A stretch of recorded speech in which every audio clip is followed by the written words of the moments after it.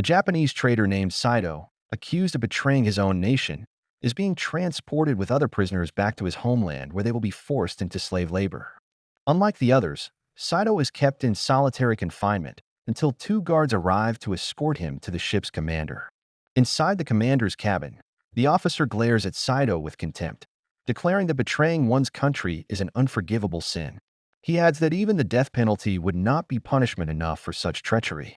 Soon after, more soldiers drag in a British prisoner named Bronson, who radiates hatred toward the Japanese. The commander reveals his cruel plan. Saito and Bronson will be chained together by the feet for the rest of their lives. Soldiers fasten the shackles despite Bronson's fierce resistance. Though he fights back, he is overwhelmed, and the two men find themselves bound together against their will. Before they can fully grasp this grim fate, chaos erupts.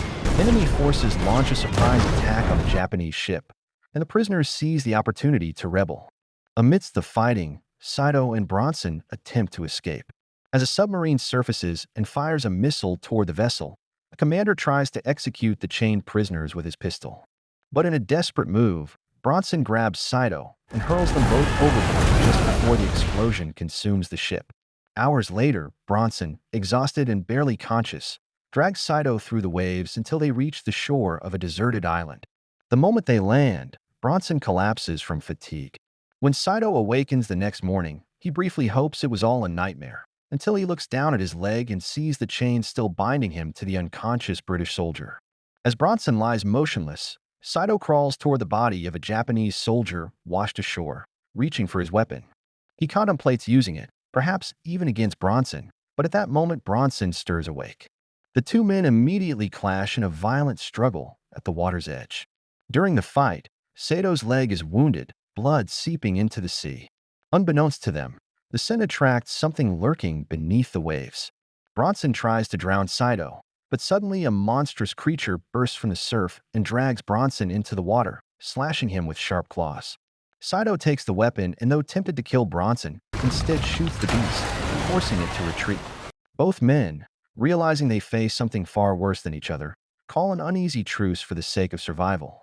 Though they speak different languages, their gestures and expressions begin to bridge the gap. Saito briefly considers suicide, but Bronson stops him, insisting that they must face the creature together. Bronson even places the last remaining bullet into Saito's hand, entrusting him with their only hope. As they search the shoreline, they discover scattered supplies and food. Bronson finds a pack of cigarettes and offers one to Saito, who refuses. Soon after, Bronson stumbles upon the body of a young comrade and breaks down, grieving. Though Saito doesn't understand his words, he recognizes his pain and quietly offers him water. That night, they build a small camp. Bronson struggles with his boots due to the chains, but Saito recalls salvaging a pair from another body and offers them. Bronson refuses anything tied to Japan but reluctantly accepts food, crabs roasted by Saito. At first, he hesitates, but hunger wins out, and this small exchange begins to soften the barrier between them. Bronson formally introduces himself, and Saito, with effort, pronounces his name before revealing his own, Saito. Determined to free themselves, Bronson fashions a crude tool to cut the chains. At first, he fails, but Saito notices a weak link near his ankle and directs him. With 2 strong strikes, the chain breaks. Saito then takes the tool and, to Bronson's unease, cuts him free with a single blow. Their celebration is short-lived. Their noise attracts something lurking in the dark. Soon after, they encounter 2 Japanese soldiers escorting a prisoner. Bronson fears betrayal, but Saito proves his loyalty by surrendering his machete and asking Bronson to stay hidden. The soldiers, unaware of Saito's traitorous reputation, momentarily trust him. But suspicions rise when they notice evidence of Bronson nearby. Before they can act, a terrifying roar shakes the island. Panic spreads as one soldier claims it is the Fishmen tribe. Events spiral into bloodshed. One soldier enters a cave only to be torn apart by the monster. Believing Saito responsible, the other soldier tries to kill him, but Bronson intervenes, striking a fatal blow. The monster reveals itself with gruesome ferocity, slaughtering the remaining prisoner before turning its sights on Bronson and Saito. The 2 men flee into the jungle, fighting exhaustion, injury, and the ever-present terror of the creature. Their struggles push them to their limits, sliding down cliffs, nearly drowning at a waterfall, and narrowly escaping death countless times.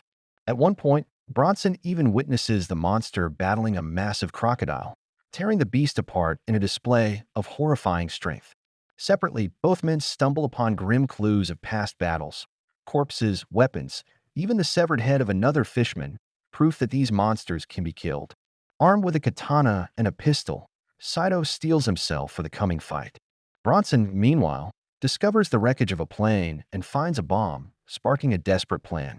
Reunited, they track the creature to its lair, where it guards a single egg. Saito warns that killing it might only enrage the beast further, but Bronson insists they must act. Together, they drag the bomb into position, attempting to set a trap.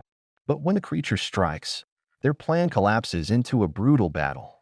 Bronson is grievously wounded, but Saito fights with every ounce of strength, stabbing and slashing at the monster.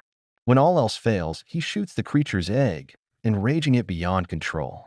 As the fishman howls in fury, Bronson, mortally injured, takes the bomb and sacrifices himself, detonating it in a massive explosion that rocks the island. Saito survives, but the monster does too. Limping and bloodied, he lures it to the beach for a final showdown. Drawing on Bronson's memory, he sets a trap in the sand and fights with all his might. Though injured, he manages to wound the creature and leave it weakened. Instead of delivering the killing blow, Saito drives his katana into the sand beside it, a silent gesture of defiance. Exhausted, he collapses on the beach. Hours later, he awakens aboard an American ship, questioned by officers with a translator present. Asked about his crimes, Saito admits he killed his commander because he could no longer bear watching men die for senseless orders. When asked about Bronson, Saito quietly remembers their bond, calling him a friend. The officer presses on, asking if anyone else survived on the island. Saito answers, no one, but as the ship sails away, the truth becomes clear. Shadows move in the water, revealing that more of the creatures still